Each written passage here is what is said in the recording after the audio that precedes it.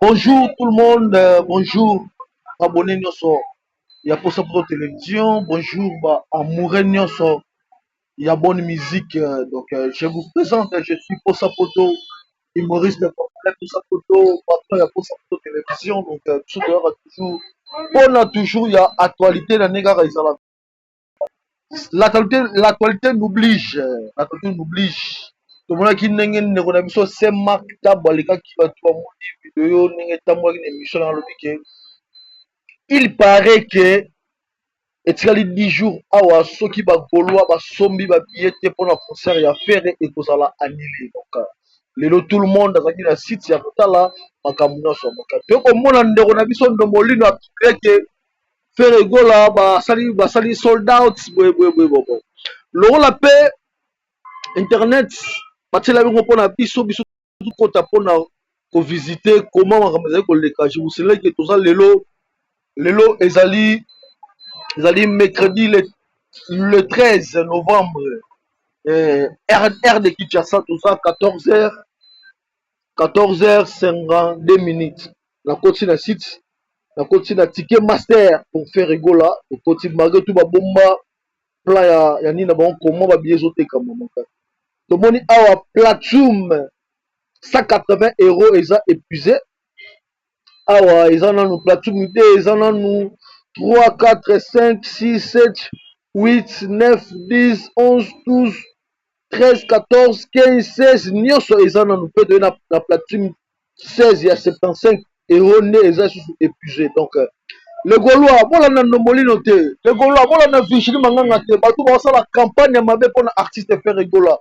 Ils sont Virginie Manganga, ndombolino leader, basala ba campagne ya mabe. Le Gaulois bino moko botelema mpona concert na bino, toyaka mpona tomotive bino, toyaka mpona totia bino toujours quoi. Donc votre concert ezorisque ezala annulé. Paris la défense arena eza lokola ba Adès arena te basala mikie, non eza grande salle. Ok, so oteka billet te yebaki bakonile, donc babillet eza nanu epele bakosa bino te. Bolanda zoba ya ndomolino te azopublie mpona kosa bino ke o mobondo bolanda oyo Mark Tabo ayebisi bino. Mark Tabo aza moko oyo manager ya fere aza leki na ye soki cousin na ye ndeko na ye, donc ayebi ba information na kati ya source yango na bagauloise baradiateur bokota bolanda ndombolino leader te. Ndombolino leader c'est un aventurier, c'est un type moko akoti wana mpona aliaka toujours bavie.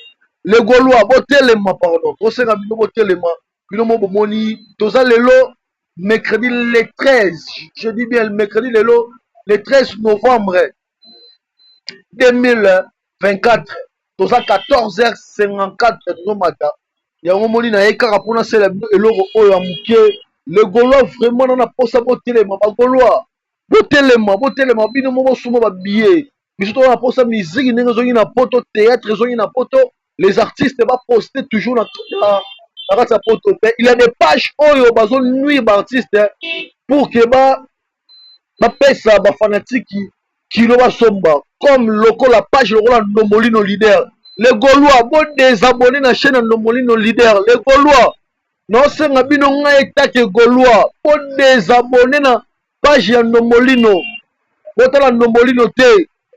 Virginie Manganga bolanda makambo ya Virginie Manganga te, c'est un aventurier, c'est un idiote. Donc elle a qu'à placer le numéro au moins mouki à 4 minutes pour ça la moins bien quoi. Ciao.